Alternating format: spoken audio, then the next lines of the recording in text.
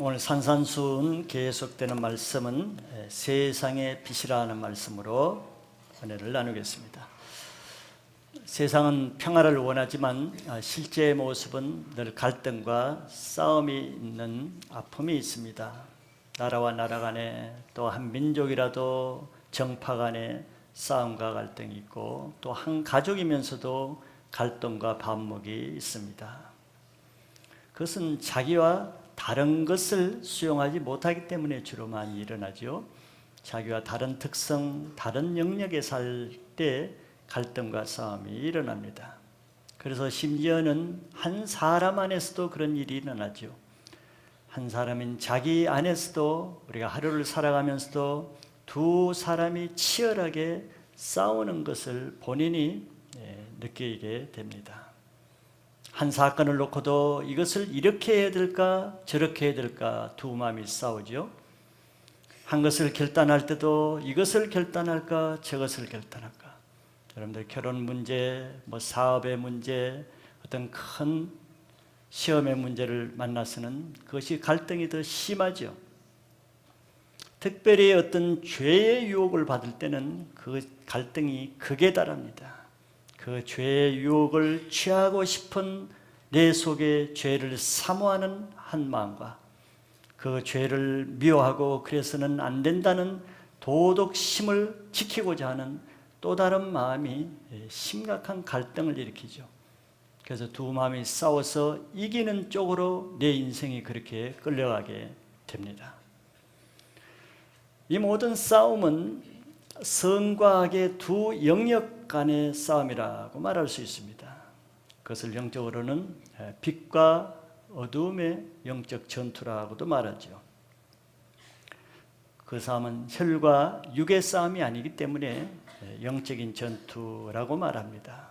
즉 그것은 하나님의 나라에 속한 빛의 영역에 속한 것과 또 사단이 다스리는 어둠의 영역에 속한 것들과의 영적인 세계에서 일어나는 영적인 싸움이 보이는 육으로 나타날 뿐이라는 것이죠.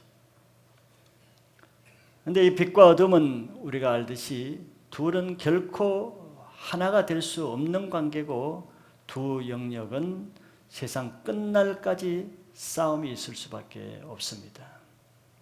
그러나 마지막 때가 되면은 하나님이 그 어둠을 주관하는 사단을 심판하심으로 그 싸움은 결국은 빛의 승리로 마치게 될 것입니다. 그러나 그 마지막 때가 있기 전까지는 우리는 이 세상에서 그 두 싸움 가운데 싸워서 남아 있어야 됩니다. 이기는 자가 되어야 되는 것이죠. 그것이 우리가 바로 신앙생활하는 목적이요, 또 교회를 다니는 것이 목적이 아니라 왜 훈련을 받고 왜 강한 믿음을 가지고 왜 기도해야 되며 왜 능력을 받아야 되는가 하는 이유에 대한 대답이죠. 그것은 내가 그 싸움에서 이기기 위해서 훈련도 받고 믿음도 강하기 위해서 내가 신앙을 연단하는 것입니다. 전쟁에 이길 마음이 없는 군대는 훈련할 필요가 없겠죠. 그러나 전쟁에 이겨야 된다는 목표를 가진 군대의 군인들은 훈련이 좋은 것은 아니지만 할 수밖에 없는 것이고 강한 것을 가질 때 내가 패배를 이길 수 있기 때문에 훈련을 감당하는 것이죠. 여러분들 신앙이 바로 그런 것입니다. 누구든지 설렁설렁 늦게 왔다 일찍 가고 적당히 앉았다 적당히 가는 신앙을 누구든지 하기를 원하지요, 육신이.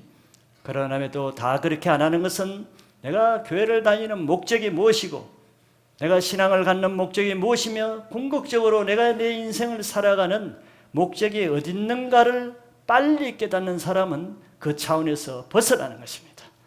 그런데 신앙하는 목적을 분명히 해서 빛과 어둠의 영적 전투에서 승리하는 것이 목적이라면 어둠의 세력, 사단의 세력, 죄의 세력을 이기기 위해서 신앙생활 하시기를 축복합니다. 오늘은 바로 그 두 가지의 영역, 빛의 영역과 어둠의 영역에 대한 특성들을 좀 잘 알고 여러분들 신앙하되 그냥 교회만 다니는 것이 아니고 영적인 원리들을 아시고 다니면은 훨씬 전략적으로 신앙생활 할 수 있고 효과적으로 신앙생활을 할 수 있을 것입니다. 첫째는 우리는 빛과 어둠의 특성에 대해서 한번 보고자 합니다. 빛과 어둠은 서로 상극이죠. 서로 반대적인 특성을 가지고 있습니다. 즉 빛이 있으면은 그 즉시 어두움이 사라지게 되고, 또 빛이 사라지는 것과 동시에 즉각적으로 어두움이 지배하는 이런 관계입니다.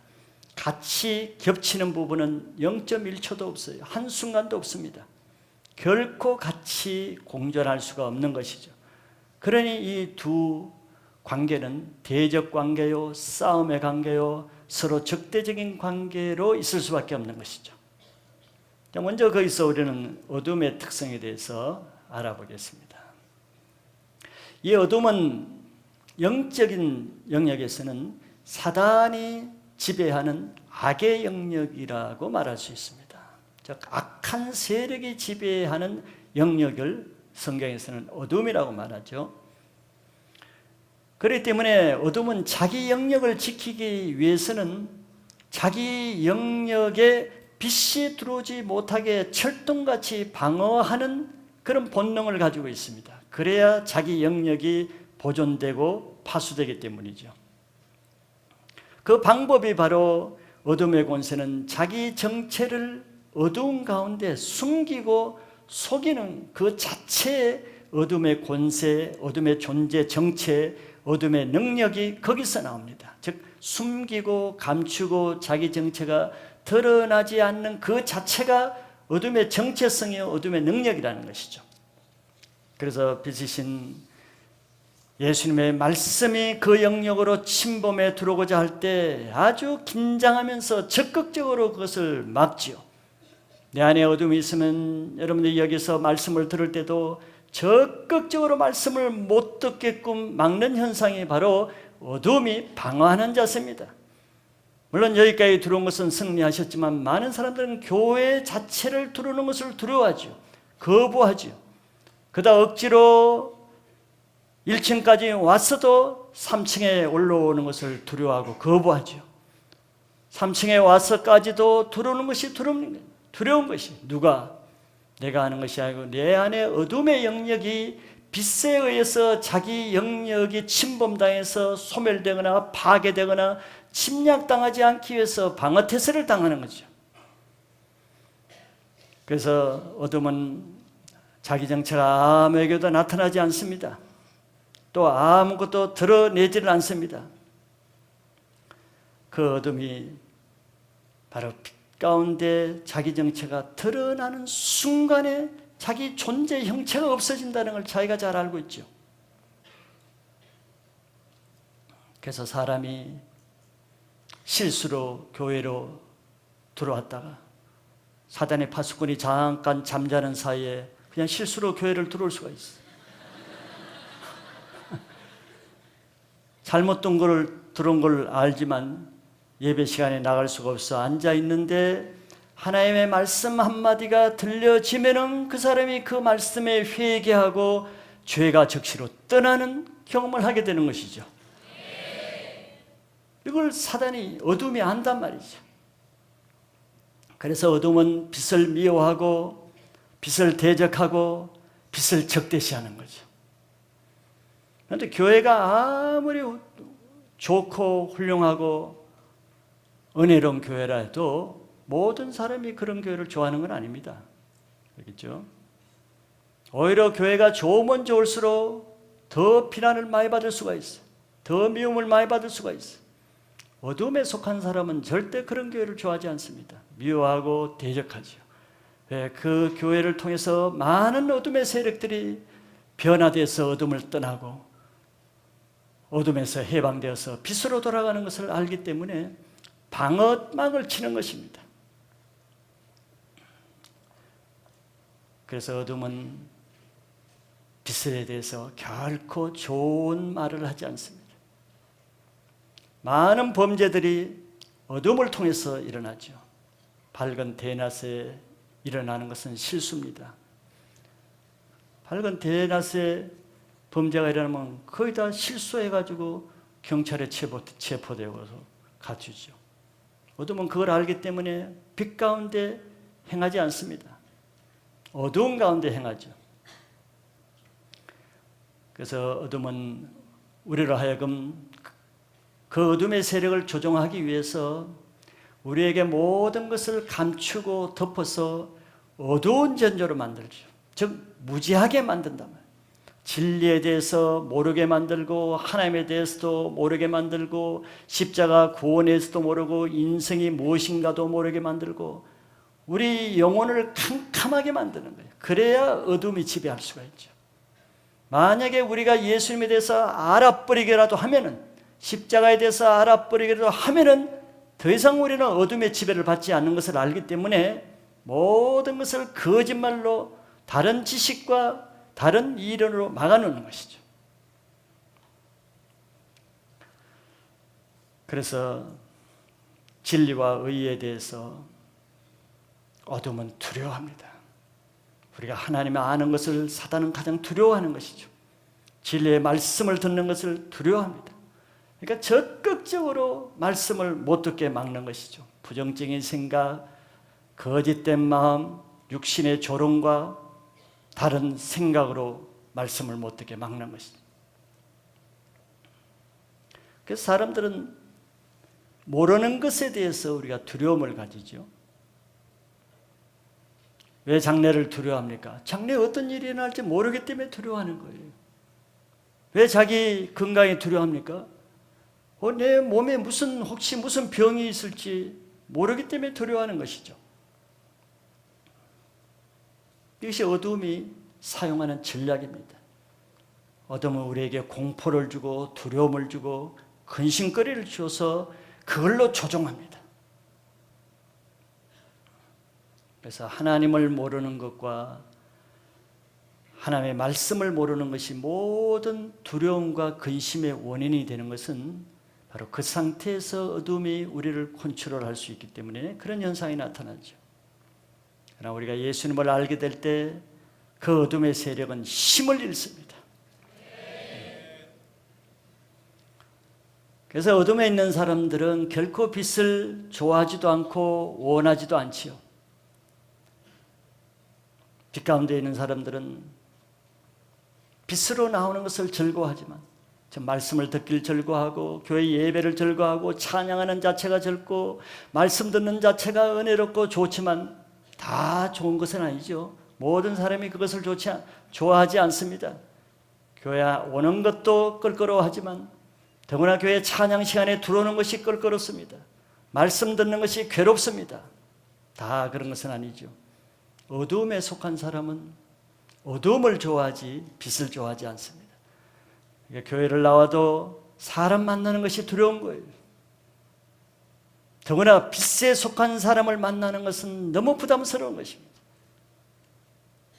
그래서 셀 모임에 나가는 것이 너무 힘들고 다른 사람과 만나 인사하는 것도 힘들고 많은 빛에 속한 사람들이 있는 이런 교회 모임에 나오는 것은 더구나 두려움의 대상입니다. 그것을 예수님이 왜 그런가 하는 것을 요한복음 3장 19절로 21절에 이렇게 예수님이 설명하십니다. 그 정죄는 이것이니 그 빛이 세상에 왔을 때 사람들이 자기 행위가 악함으로 빛보다 어두움을 더 사랑한 것이다. 여기 빛은 예수님을 말씀하는 거죠. 예수님이 이 땅에 오셨지만 많은 사람들이 예수님을 원치 않습니다. 왜? 자기가 어두움에 있기 때문에, 어두움에 있는 사람은 그 자기 행위가 악하기 때문에 빛보다는 어둠을 더 사랑하기 때문에 그렇다는 거죠. 악을 행하는 자마다 빛을 미워하여 빛으로 오지 아니하나니 이는 그 행위가 드러날까 하며. 왜 두려워합니까? 자기 속에 있는 것이 드러날까 봐. 자기를 오픈하는 셀 모임이나 모임에 가는 것은 자기를 죽이는 행위같이 두려운 것이죠. 진리를 따르는 자는 빛으로 오나니 이는 그 행위가 하나님 안에서 행한 것임을 나타내려 함이라 하시니라.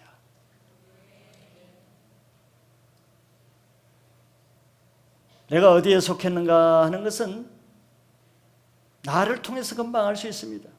내가 누구를 만나는 것이 좋고 편안하고 기쁘고 누구를 만나는 것이 껄끄럽고 괴롭고 힘들고 부담스러운가, 그걸 보면은 내 정체를 알 수 있는 거예요.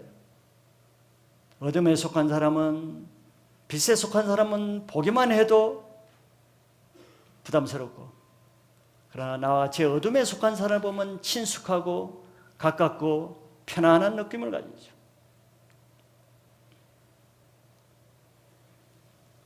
교회를 이렇게 오래 다녀도 얼굴이 어둡고 생각이 부정적이고 마음이 답답한 것은 교회를 다녀도 역시 어두움 안에 있기 때문에 그런 것이죠. 왜 교회를 다니는데도 어두움 안에 있겠습니까?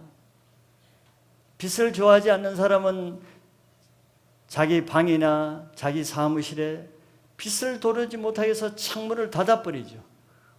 그러다 못해 또 커튼을 쳐버리죠. 빛을 좋아하지 않으니까, 어두움이 더 좋으니까.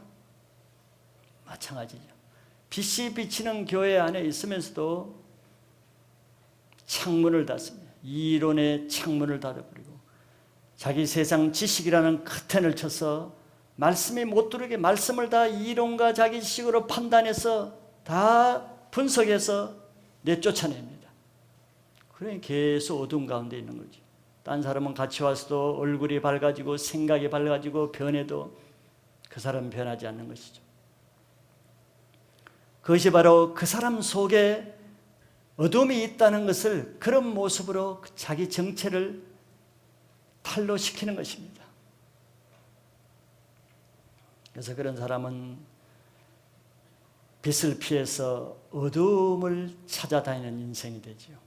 어두운 PC방을 다니고 어두운 비디오방을 다니고 어두운 술집을 다니고 어두운 길을 다니죠.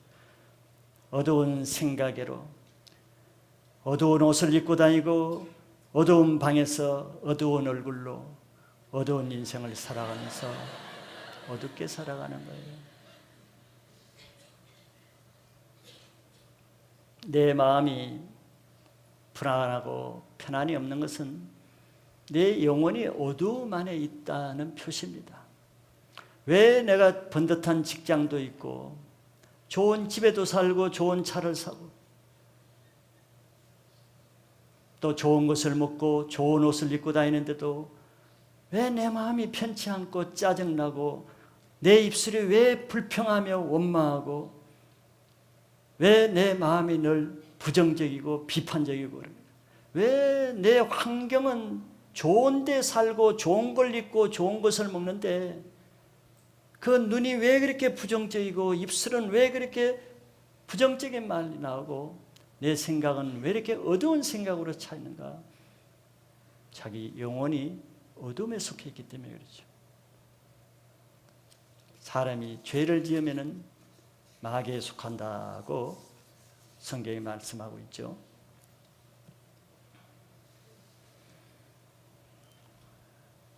우리가 이런 어두움에 있다는 것을 자기 자신을 먼저 깨달아야 됩니다.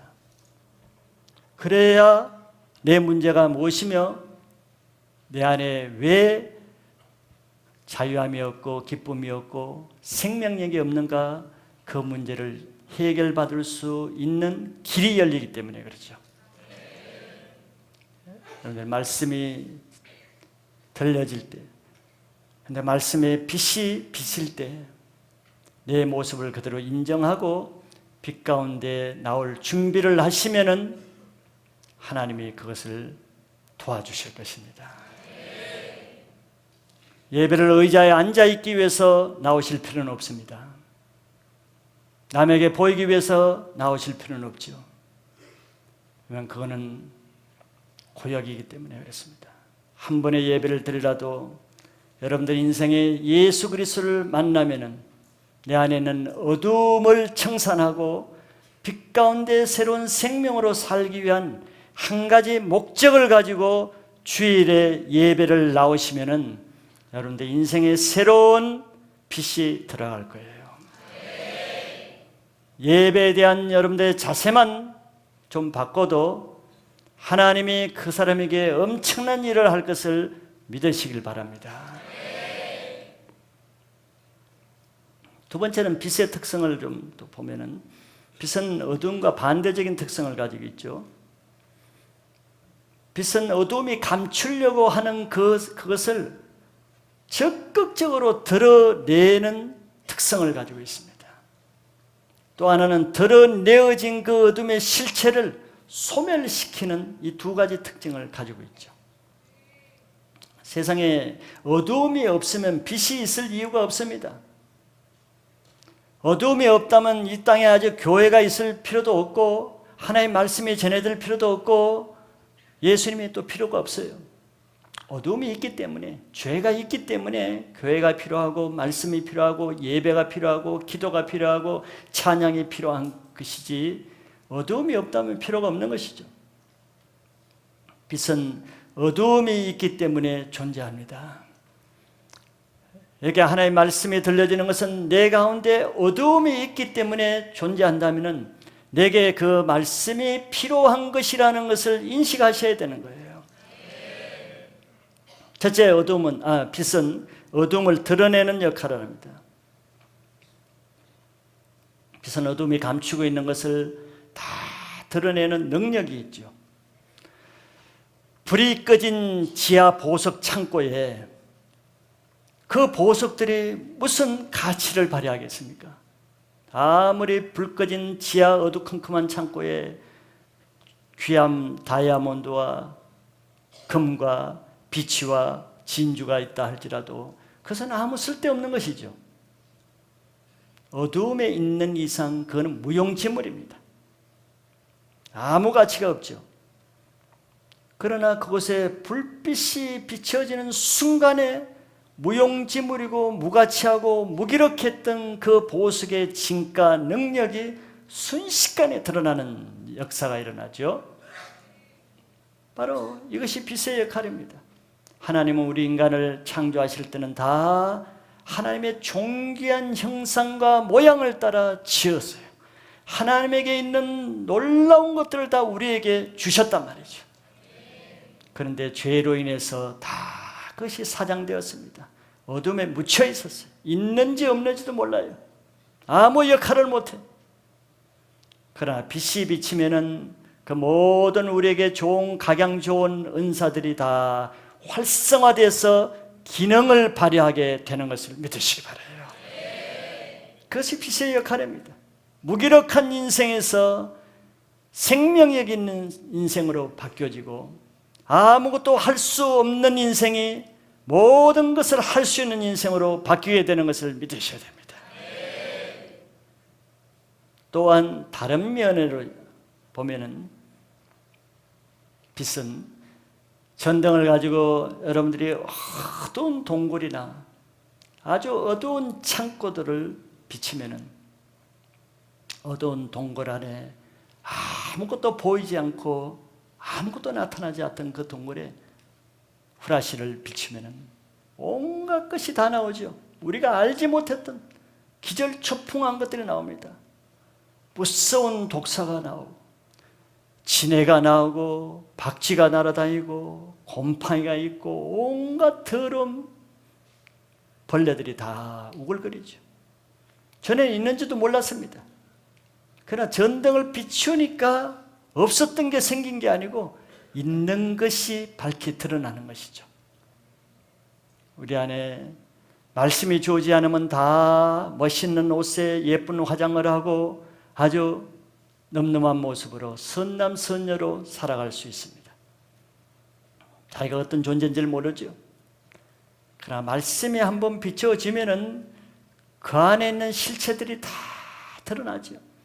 있던 골마 빠진 상처들이 드러나고, 교만한 것들이 드러나고, 시기, 질투, 엄난하고, 거짓되고, 악하고, 불순종하고, 거역하고, 대적하는 모든 것들이 다 드러납니다. 구역질나고 냄새나고 추악한 모습들이 드러나는 거죠. 보통 때는 안 드러나. 다 맨으로 위장하고 속에 있는 것을 안 드러나기 때문에. 그러나 말씀이 선포되면은, 죄에 대한 말씀이 선포되면은 속에 있는 죄들이 우글거리면서 반항을 합니다. 말씀에 대해서 대적하라고 불화살을 쏩니다. 상처난 사람에게 상처를 건드리는 말씀을 하면은 그냥 혈기와 분노와 비판과 정죄가 막 일어납니다.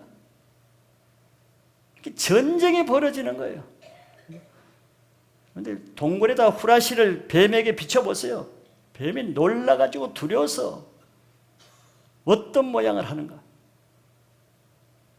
빛을 비추기 전에는 점잖은 사람, 착한 사람, 선한 사람이었는데 그 사람이 말씀을 비춰보니까 무서운 사람으로 변하는 거예요. 무엇이 실체겠습니까? 이게 빛이 아니면 할 수가 없는 거죠. 그러니까 사람들이 교회를 싫어하고 예배를 싫어하고 말씀 듣는 것을 자기를 죽이는 것처럼 여기는 거예요. 말씀이 자기를 때리고 죽이고 자기를 망가뜨리고 괴롭게 하는 수단으로 보는 거예요. 모든 사람에게 다 그렇습니까? 그렇지 않지요. 빛에 있는 사람은 말씀에 울기도 하고 은혜를 받아서 감격하고 기뻐하고 즐거워하고 흥분하지, 다 그렇게 괴로워서 비판적이고 대적하고 그런 것은 아니에요. 그래서 말씀에 비춰보면은 그 안에 선하고 착한 것이 있는 사람은 그런 대로 나타나고, 그 안에 오물 같은 독사 같은 악한 것들이 있는 사람은 그런 대로 또 나타나는 것이죠.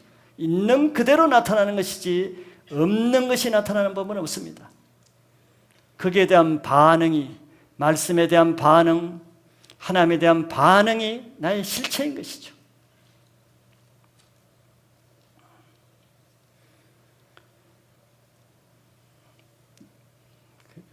우리는 내 속에 있는 죄들이 아프기는 하지만 빛 가운데 먼저 드러내야만 해결받을 수 있습니다. 내 안에 있는 더러운 암세포들이나 더러운 모든 이 질병들이 겉으로 보기에는 나타나지 않지요. 그러나 수술도 위해서 개복을 하고 메스로 우리 몸을 열어보면은 모든 것이 다 드러나죠. 열지 않고는, 그것을 드러내지 않고는 수술할 방법이 없는 것이죠. 아프지만 우리는 드러날 때 그것이 해결될 수 있다는 것도 믿으시기 바랍니다. 예수님이 사마리아 여인에게 남편 5이 있었던 그 치부, 부끄러움, 상처, 아픔들을 드러내지 않으면은 그 문제를 해결할 수 없기에 그 문제를 드러내므로 그 여자가 그 상처로부터 자유하고 치유받게 하신 것을 믿으셔야 돼요. 두 번째는 어둠을 쫓아내는 역할을 하죠. 어두운 곳에 아무리 칠흑 같은 어둠이라도 성냥불 하나만 켜도 어둠은 순식간에 도망가 버리고 없습니다. 놀랍죠?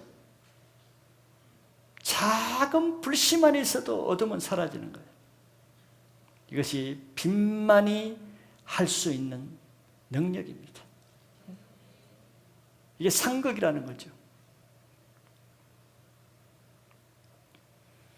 제가 어릴 때 무서운 지네를 만나면은 닭을 거기다 갖다 줍니다. 우리는 지네가 무서워서 어릴 때 어떻게 할 줄 몰라요. 근데 닭은 오히려 지네를 그냥 한 입에 먹어버려요. 또 닭은 우리한테 한 대 맞으면 닭은 죽는데, 제가 어릴 때 돼지를 키웠습니다. 돼지를 사랑해요. 조그만 돼지가 얼마나 키웠는지 몰라요. 근데 밖에 나가서 이제 이 소프를 베고 하다 보면 뱀이 많이 나오거든요. 뱀 잡는 것이 즐거운 일입니다. 그래서 뱀을, 독사 같은 걸 잡아가지고, 무서운 것이죠. 근데 그 독사를 잡아가지고 돼지 울에 그냥 던져놓으면요, 돼지는 아주 즐겁게 한 입에 그걸 먹어요. 이게 상극이라는, 상극이 있단 말이지. 상극. 어둠의 상극은 빛입니다.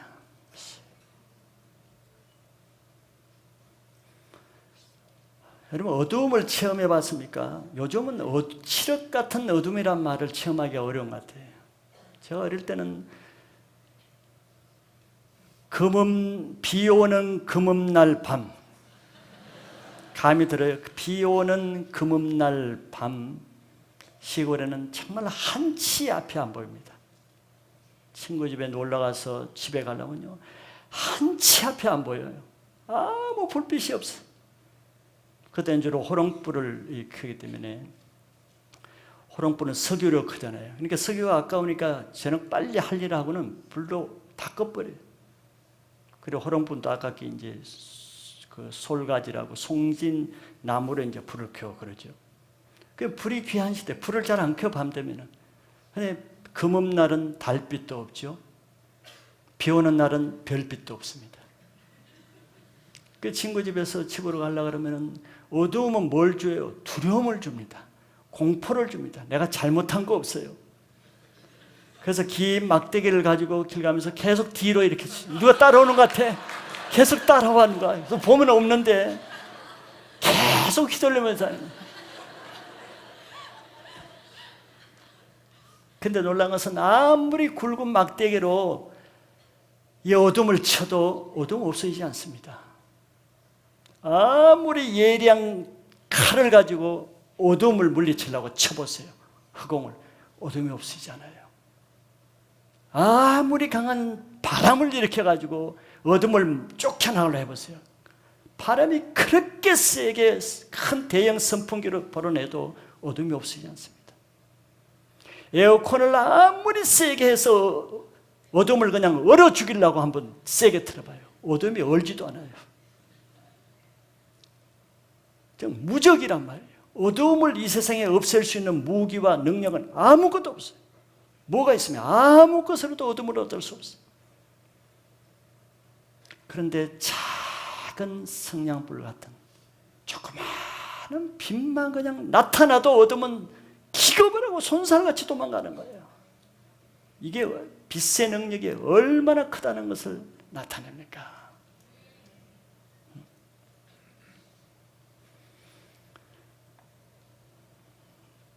무서운 동굴에 후라시를 비추면은 그냥 그 박쥐나 독사, 뱀들이 무서워가지고 벌레들은 그냥 숨을 곳을 찾아서 막 도망가잖아요. 빛만 봐도 다 도망가는 거예요. 땅을 파서 이런데 벌레들을 잡아가지고 햇빛에 놔둬봐요. 그러니까 일광욕을 하면서 벌레들이 가만히 있습니까? 좋다고? 두려워서 그냥 어쩔 줄 몰라서 막 그 나무잎이나 어디 숲속으로 어둠을 찾아 도망가는 거예요. 어둠을 좋아하는 거예요. 빛에 입가만 해도 들어온 거예요. 그래서 어둡고 습한 곳에 많은 벌레들과 균들이 서식하죠. 그럼 거기다 햇빛만 좀 쬐어도, 그런 물건들을 햇빛에 일광욕만 시켜도 많은 균들이 죽는 이유가 그거죠. 어둠에 있던 것들은 햇빛에 나오면 저항력을 잃고 약해지는 거예요. 마찬가지입니다. 우리 속에 어두운 곳이 있으면 그것으로 모든 것들이 몰립니다. 벌레들이 있는 것에 어두운 것을 하는 말을 해봐요. 다 그곳에 모든 것들이 그것으로 몰려요. 어두운 것으로.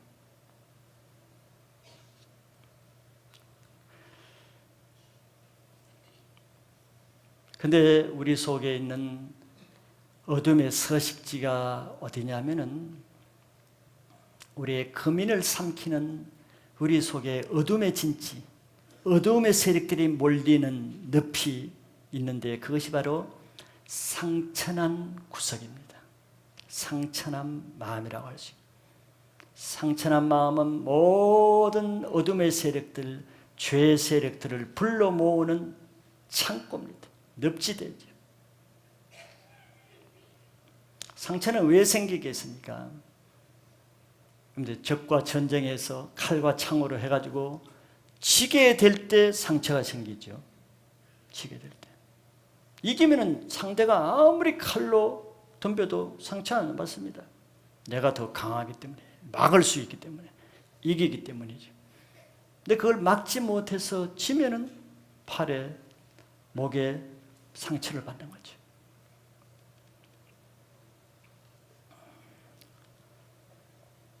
상처가 나는 것이 문제가 아니고 문제는 상처를 놔두면은, 상처가 난 것을 소독하지 않고 놔두면은 온갖 균들이 다 모이잖아요. 그래서 곪게 되고 더 크게 되지요. 우리 마음 안에 상처를 놔두면은 온갖 균들이 다 모이는 거예요. 상처가 있는 사람 보세요. 상처만 있는가? 그것에 미움과 시기와 질투와 교만과 열등감과 용서하지 못한 것과 악한 것들과 비판적인 것과 원망과 불평과, 상처 있는 사람 속에는요, 나쁜 것은 다 가지고 있어요. 좋은 것이 하나도 없어요. 왜? 모든 좋은 것을 악하게 보는 눈을 가졌기 때문에, 모든 선한 것을 악하게 바라보는 마음을 가졌기 때문에, 그 사람에게는 좋은 것이 아무것도 없습니다. 아무리 은혜로운 말씀을 받아봐요, 그 사람에게는 은혜롭지 않습니다. 비판하고 대적하고 판단하고, 상처가 그렇게 하는 거죠.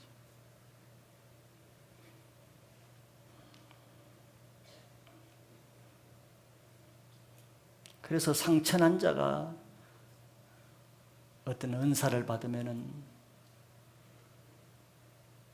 성경은 그런 것을 미친 사람에게 가시나무를 들려주는 것과 같다고, 위험하다고 말하는 거죠. 마음의 상처는 왜 생기겠어요? 하나님의 말씀을 거역하기 때문에 생기는 것이에요. 우리는 상처난 자를 위로해 줘야 되고, 또 격려해 줘야 되고, 싸매 줘야 되죠. 그러나 상처는 사람의 위로를 해준다고 치유되는 것이 아닙니다. 상처가 치유받기 전에는 사람의 말이나 위로나 격려가 아무 소용이 없는 것이죠. 왜냐하면 죄이기 때문에 그렇습니다. 무슨 죄? 자기에게 상처를 준 사람을 용서하지 못하는 죄 때문에 생기는 것이 상처예요. 예수는 우리에게 1만 달란트의 용서의 은혜를 주셨다고 했습니다. 그런데 상처를 가지고 있는 사람은 그런 큰 은혜를 받은 것은 생각하지 못하고, 자기에게 100대라는 은혜에 조그마한 섭섭한 말 한마디 했다고, 조그마한 거 자기 마음 이해해 주지 못했다고, 조그마한 자기 어려운 형편을 도와주지 않았다고 삐지고 상처나고 섭섭하게 생각하는, 100대라는 같은 걸 가지고 물고 늘어지는 거예요. 갚으라고. 내가 너 때문에 상처받으니까 100대라는 갚으라는 거지. 용서하지 못하는 것이 얼마나 큰 죄인가를 그 사람은 알지 못하는 거예요. 상처를 준 자를 용서하지 못하는 죄의 열매가 바로 상처난 쓴뿌리입니다. 그런 사람의 문제는 뭐겠습니까? 자기의 상처 준 한 사람만 계속 미워하면은 그래도 한 가지 죄만 짓죠. 상처난 사람의 문제는 자기가 상처난 사람만, 상처 준 사람만 그렇게 하는 게 아니고 자기를 만나는 모든 사람을 그렇게 대한다는 거예요. 자기를 만난 모든 사람을 상처를 주고 아프게 하고 넘어지게 하고 걸리게 하고 믿음을 실족하게 하고 악한 말을 하고 왜곡된 말을 하고, 자기는 하나 상처를 받고 그 상처를 가지고 30배, 60배, 100배 남에게 상처 주는 일을 하는 거예요. 그게 얼마나 큰 죄입니까?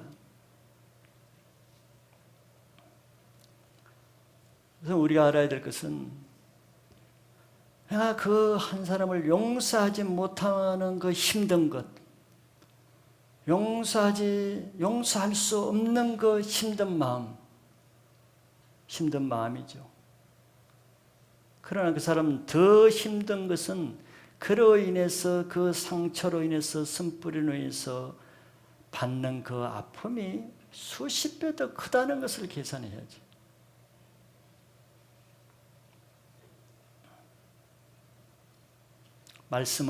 말씀이 아니면은 이런 것을 못 드러냅니다. 모든 사람은 다 상처 받은 사람 편만 들고 위로하고 격려하고 그들을 도와주고 이럴 뿐이죠. 그걸로 되죠. 그런다고 그 상처가 해결됩니까? 그 사람은 자기 상처를 더 합리화함을 받게 되고 다른 사람으로서 자기가 옳았다는 것을 확정받는 일밖에 안 하는 거예요. 남이 자기를 위해주고 네가 얼마나 아프고 힘들어. 그런 것으로 해결되는 것이 아니고 점점 마음이 더 굳어지는 것이죠. 근데 말씀을 비춰보면은, 빛을 비춰보면은 무엇입니까? 그 사람의 죄가 드러나는 거죠. 예수님이 용서하라고 그렇게 말씀하는데 용서하지 못하고, 우리가 우리에게 죄진 자를 용서하여 주신 같이, 주기도문에도 늘 그 말씀을 우리가 외우는데도 자기 죄를 알지 못하고 남의 죄만 바라보는 거예요. 그런 문제들은 다 바로 말씀의 근거에서 예수님이 나에게 이미 더 큰 죄를, 내가 남에게 그 큰 죄를 짓고 상처를 준 그 죄를 용서해 주신 예수님의 큰 사랑을 무시한 그 죄를 내가 회개하고 말씀에 순종할 때 오랫동안 자기 영혼을 묶고 있는 저주와 올무의 결박에서 떠나게 되는 거예요. 말씀은 이걸 위해서 그 사람의 죄를 드러나게 하는 것입니다. 어둠에서 나와서 자유하게 하기 위해서. 이 세상에 어둠을 이기는 진정한 빛은 예수님밖에 없습니다. 예수님 안에서 모든 어둠의 문제, 죄 문제가 해결될 수 있는 유일한 길이라는 것을 믿으셔야 돼요. 요한복음 8장 12절에 예수께서 또 말씀하시되 이르시되 나는 세상의 빛이니 나를 따르는 자는 어둠에 다니지 아니하고 생명의 빛을 얻으리라고 했습니다.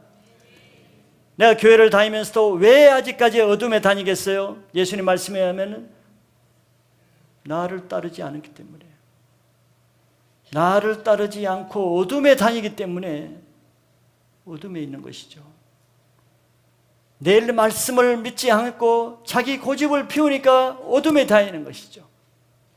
그러나 예수님이 그런 사람에게 말하면 나는 세상의 빛이니 나를 따르면은, 내 말씀대로 행하면은, 내 말씀에 순종하면은 더 이상 어둠에 다니지 않고 생명의 빛을 얻으리라는 말씀을 믿으시고 예수님 빛 가운데로 나오시기 바라요.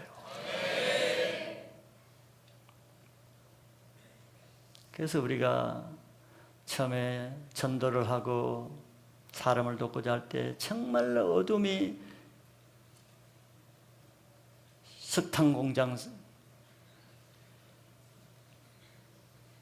주인처럼 완전히 시커멓게 험악하고 어둡고 무서운 얼굴로 하는 그 사람에게 복음을 전하죠. 여러분들도 많이 경험하죠. 복음을 전하는 그 순간에, 예수님을 영접하는 그 순간에 그 사람의 얼굴 표정과 빛 색깔이 달라집니다. 저는 그런 것을 많이 경험했죠. 어떻게 이런 일이 있을까? 이 무섭던 얼굴이, 이 험악한 얼굴이, 이 어둡던 그 얼굴이 그 예수님을 영접하는 순간에 그 얼굴빛이 달라지는 거예요. 놀라운 일이죠. 그러니 어둠이 가장 무서워하는 것이 빛이란 거예요.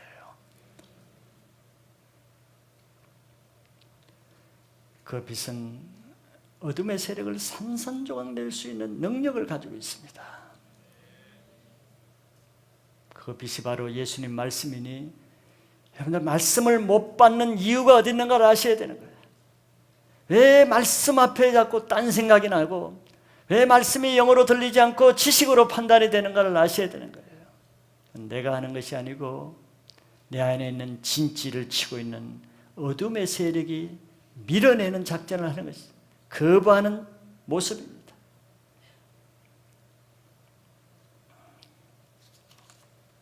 그 어둠의 세력을 이기고 여러분들 누구든지 예수님의 어떤 말씀 한마디를 받으면은 여러분들 인생이 변화된다는 것을 자기 자신에게 적용할 수 있길 바랍니다.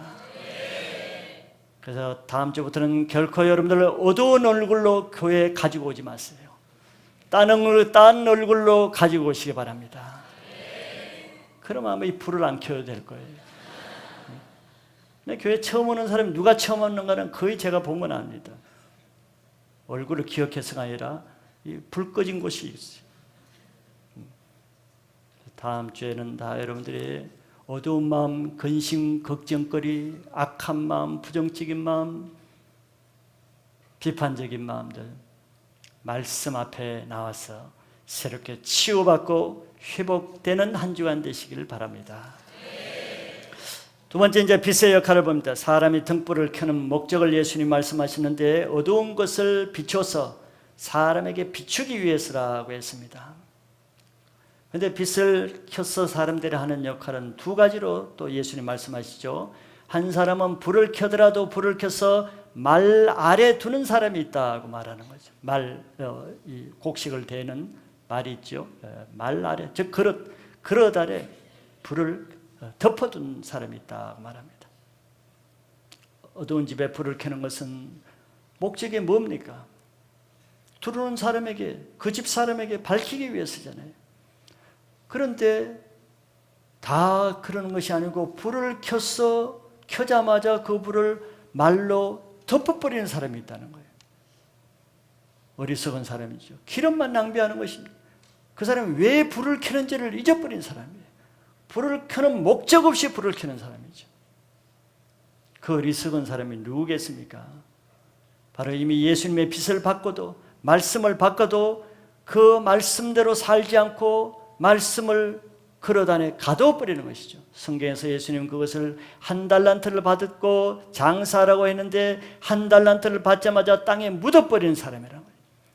내가 그 많은 은혜를 받았는데 아무에게도 은혜를 증가하지 않고 그 많은 하나님의 사랑과 구원의 능력을 받았는데 나를 통해서 아직까지 한 사람도 구원되는 사람이었고 내 가족도 변화되지 않고 나를 통해서 한 사람도 교회 나오는 사람이 없는, 근데 이런 사람이 바로 불을 켜서 그릇으로 덮어버리는 사람이죠.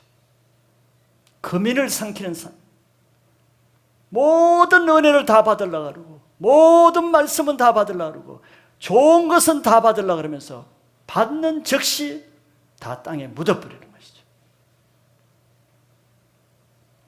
교회를 다닌 지 오래되어도 얼굴이 변하지 않고 마음이 변하지 않고 신앙이 변화되지 않는 것은 말씀을 그렇게 많이 듣고도 묻어버리는 것이죠. 이것을 우리는 맛있는 단물만 빨아먹는 하루살이 신앙이라고 말합니다. 단물 신앙이죠. 늘 맛있는 단물, 은혜 받고 치유받고 축복받고 받고 또 받고 단물 빨아먹는 재미로 나오는 것이죠. 그런 사람은 단물이 없으면은 이제 떠나는 것입니다.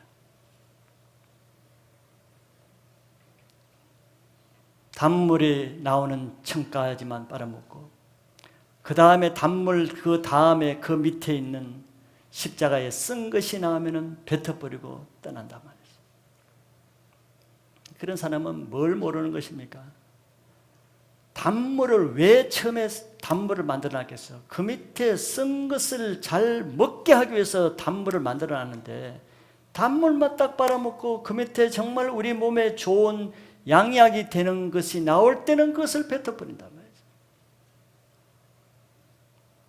세 가지 OT를 통해서 은혜를 받고 HR권에서 또 성령 체험하라고 또 은혜 받고 세례 가서 또 성김 받고 또 사랑받고 너무너무 하나님이 좋고 교회가 좋다. 그래서 이제 리더들이 이 사람이 참 이제 준비되었구나. 참 하나님이 사랑하는 사람이라 하고 그 다음에 좀 십자가를 가리키고 조금 훈련을 가리키고 조금 헌신을 가리키면 얼굴을 정색을 하죠. 나 교회가 이런 줄 몰랐다. 이 교회가 이런 줄 몰랐다. 속았다. 단물이 없어지면 딴 사람이 되는 거예요. 그래서 또 다른 단물 있는 곳으로 찾아다니죠. 찰랑거리는 천박한 인격으로 계속 여기저기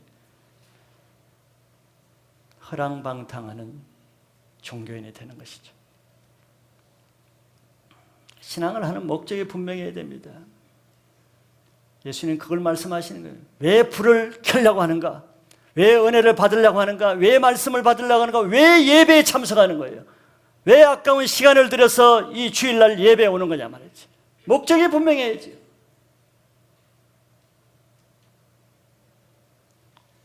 사람이 불을 켜는 이유가 어디 있느냐 말이지. 비추지 않을 불을 왜 켜는 거예요? 다른 사람에게 은혜를 끼치지 않을 은혜를 왜 받으려고 그러냐 말이지. 다른 사람에게 말씀을 전가하고 말씀으로 그 영혼을 살리려고 하지 않는 말씀을 왜 받으려고 그러냐 말이지. 왜? 이미 받은 것으로 충분하잖아요. 남을 사랑하고 섬길 마음은 없으면서 왜 자꾸 사랑을 받으려고 그러고 왜 섬김 받는데 목말라 합니까? 이유가 뭐예요? 그렇게 많이 섬김 사랑을 받으면 또 남에게는 사랑을 좀 하고 섬기려고 그러면 정색을 하고 괴로워하고 힘들어하고 상처를 받는데 왜 예배를 드리고 왜 은혜를 받으려고 그래요? 가룟 유다는 예수님을 따라가는 목적이 달리 있었죠.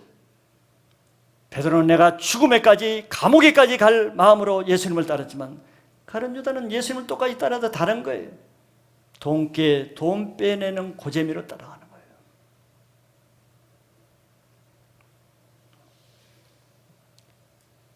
그래서 그런 사람은 교회에서 배우는 일에는 적극적이고 얻고자 하는 데는 적극적이고 은혜는 적극적이라서 신앙이 좋은 것 같지만 그 사람을 통해서는 아무것도 나타나지 않아요. 자기 가족 하나도 변화되지 않고 자기 주위에 한 사람도 섬기는 일을 못하는 거죠. 그렇게 많은 것을 다 땅에 묻어버리는 거죠. 우리는 자기가 그런 상태에 있다는 것을 아시면 이제는 듣고 있는 그 그릇을 치우고 버려야 됩니다. 땅에 묻어뒀던 것을 다시 꺼내서 이제 하나님을 위해서, 하나님 나라의 상급을 위해서, 다른 사람을 위해서 자기에게 받은 빚을 비추는 삶을 사셔야 되는 거예요. 두 번째는 예수님 말씀하시는 것은 등불을 일단 켰으면은 말 아래나 다른 데 두지 말고 높은 데 둬라. 등경은 높은 곳이죠. 불은 높은 곳에 둘수록 영향력이 커지죠. 그래서 예수님은 산 위에 있는 동네가 숨기지 못하리라 그랬습니다. 산 위에 높은 곳에 있을수록 밑에 있는 사람들이 다 저 불빛을 볼 수 있다는 거죠. 예수님은 제자들에게 첫째는 자기가 예수님 앞에서 빛이라 그랬죠. 그러면서 예수님은 제자들에게도 너희는 세상의 빛이라 그랬어요. 놀라운 말씀을 하신 거죠. 예수님이 빛이신데 제자들 보고도 너희도 빛이라고 말하는 거죠. 마치 태양빛을 받은 달도 그보다 못하지만 빛을 내는 것과 마찬가지라는 거죠. 그런데 예수님이 이 말씀을 하실 때 이 말씀 속에는 두 가지 의미가 있다고 볼 수 있습니다. 너희가 세상의 빛이라 할 때는 첫째는 이 세상이 어둠이라는 것을 전제로 하는 거예요. 이 세상이 어둡기 때문에 너희가 필요하다는 걸 전제로 하는 것이죠. 또 하나는 너희는 너희의 빛이다 이렇게 말하지 않았죠. 그렇다면 우리가 은혜를 받고 나 혼자 살아도 됩니다. 나를 위해서 예수님 빛을 준다면 뭐 그래도 되죠. 그런데 예수님이 너희는 너희들의 빛이다 이렇게 말하지 않고 너희는 세상의 빛이라 그랬어요. 너희들의 빛을 준 것은 세상을 위해서 주는 빛이라는 거예요. 주는 목적이 분명합니다. 예수님은 자기의 큰 빛으로 이 땅에 오신 것이 자기를 위해서 이 땅에 빛으로 오신 게 아니잖아요. 이 세상의 죄인을 위해서 그 빛을 비추기 위해서 오셨죠. 그러니까 나도 너희를 세상에 보내는 것은 바로 내 빛을 세상을 위해서 비추기 위해서 너희를 보낸다는 것입니다. 에베소 5장 8절 9절에 보면은 너희가 전에는 어둠이더니 이제는 주 안에서 빛이라 빛의 자녀들처럼 행하라. 빛의 열매는 모든 착함과 의로움과 진실함에 있느니라 했습니다. 우리는 전에 어둠이었습니다. 그러나 이제 예수님의 빛을 봐서 빛의 자녀가 됐다. 빛의 자녀가 되었으면 이제 자녀들처럼 행하라는 것이 성경 말씀이에요. 그러기 위해서는 먼저 내 안에 있는 어둠이 제거되어야 되겠죠. 아까 말씀드린 상처, 아직 쓴뿌리, 어둠의 구석에 있는 그곳에 모든 어둠들이 몰려있기 때문에 내가 남에게 빛을 전하고자 할 때 그 어둠이 막는 역할을 합니다. 왜곡되게 전하는 것이죠. 어둠을 빛으로 가정해서 전한단 말이죠. 그래서 내 안에 있는 어둠과의 싸움에서 먼저 이길 수 있기를 바랍니다. 그것은 바로 말씀과의 싸움이에요. 말씀대로 내가 순종하고자 하는 나의 의로운 나와 말씀을 거역하고 세상대로 살고자 하는 어둠의 나가 싸움인데, 여러분들 그 영적 전투에서 먼저 어둠을 대적하는 싸움에서 이겨야 내가 다른 사람과의 어둠의 싸움에서 이길 수가 있습니다. 내가 내 안에 써 있는 나의 죄와도 이기지 못하는데 어떻게 세상에 나가서 내 안에 있는 세론들, 내 안에 있는 저 교만한 사람, 내 셀 안에 있는 저 혈기 많은 사람, 세상적인 사람을, 그 사람의 죄와 싸워서 내가 어떻게 이기겠어요? 내가 그 사람들에게 굴복하는 거죠. 그 사람 말 듣고 같이 세상으로 나가고 같이 혈기 부리고 같이 더 교만하게 돼요.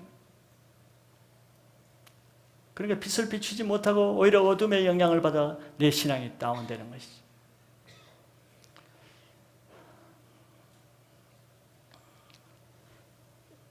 이사야서 60장 1절, 2절, 3절에 이런 말씀이 있습니다. 일어나라, 빛을 발하라. 이는 내 빛이 이르렀고 여호와의 영광이 내 위에 임하였음이니라. 보라, 어둠이 땅을 덮을 것이며 캄캄함이 만민을 가려려니와 오직 여호와께서 내 위에 임하실 것이며 그의 영광이 내 위에 나타나리니 나라들은 내 빛으로, 왕들은 비치는 내 광명으로 나오리라 했습니다. 일어나라고 했어요. 이젠 덮어놓은 그 땅에서, 밑에서 일어나라고 말해요. 왜? 네가 빛이기 때문에 누워있을 때가 아니다. 지금 빛을 가리고 땅에 묻혀있을 때가 아니다. 여러분들 이제 받을 은혜를 다 받았습니다. 생명이 있습니다. 그것을 비추지는 않고 매주 또 빛을 받기 위해서 올 필요는 없는 것이에요. 빛을 발해야 하나님의 내 가운데 영광이 나타나는 것입니다. 우리에게 빛을 주신 것은 그 착한 행실을 통해서 하나님의 영광받을 목적으로 주셨어요. 나의 신앙으로 인해서 하나님의 영광이 나타낼 때 그 행동을 통해서 나의 상급이 되는 것입니다. 내가 은혜 받는 자체가 저절로 상급이 되는 게 아닙니다. 나에게 은혜를 주신 것은 그 은혜를 통해서 하나님의 영광을 드러내서 하나님 나라의 상급을 쌓을 수 있는 도구를 주신 거예요. 그래서 1달란트 받은 자, 2달란트 받은 자, 5달란트 받은 자가 그 받은 도구를 가지고 장사할 때 또 다른 5달란트를 상급으로 받고 2달란트를 상급으로 받는 데 비해서 도구로 줬는데 1달란트를 그냥 묻어버리면 받은 자체가 상이 아니고 그는 게으르고 악한 종이라는 심판이 있는 것입니다. 이제 남은 인생 더 이상 받는 것에 자족하는 인생이 아니고 받은 것을 비추고 주고 증거해서 하나님 나라의 상급을 예비하는 성숙한 신앙을 하시길 바랍니다. 오랫동안 어둠에서 고통하는 사람들, 이제 더 이상 빛을 외면하지 않고 말씀을 거부하지 아니하고 예수 그리스도의 빛을 마음에 맞아들여서 여러분들 어둠에서 탈출하시길 바랍니다. 그 부정적인 입술, 짜증나는 말들로부터 벗어나시길 바랍니다. 모든 비판적이고 악한 생각에서 자유케 되길 바랍니다. 그것이 내 인생을 입을 것이 있고 잘 것이 있고 탈 자동차가 있어 내 영혼이 공고하게 되는 원인인 것이에요. 이제는 더 이상 어둠에 속아 사는 것이 아니고 여러분들 자기만의 인생을 위해 사는 것이 아니고 내 어둠 가운데 있는 가까운 나의 가족이라도 내 어둠이 벗어지지 않으면 그 부모를 통해서 여러분들을 통해서 자기 자녀 세대를 어둠을 오염시키고 자기 형제들을 어둠을 오염시키고 자기의 어둠 상처 때문에 자기 아내와 남편을 얼마나 아프게 하고 상처나게 안 하고 어둠을 같이 고통하게 합니까? 그런 자가 아니고 나를 통해서 자기 자녀 세대를 치유하게 만들고 자기 배우자를 치유하게 하며 자기 형제와 부모 세대를 치유하게 하는 빛의 자녀처럼 행하는 여러분들 되시기를 축복합니다.